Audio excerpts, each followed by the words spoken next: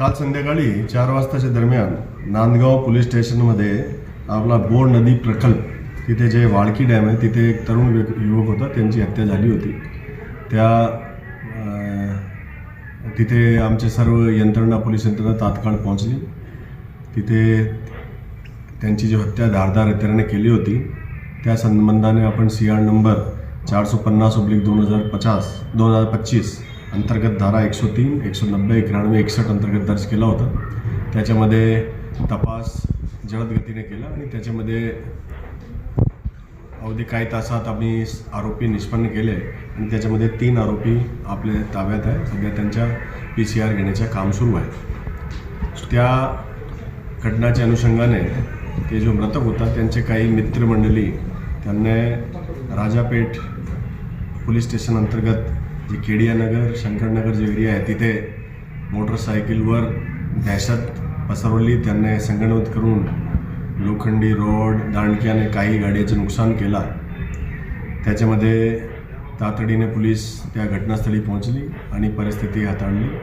त्याच्यामध्ये रात्री आम्ही क्राईम नंबर 794/2025 अंतर्गत धारा 189, 90, 91, 109, 311, 310, 324, 351, 52 सपटित 61 BNS अंतर्गत दर्ज केला।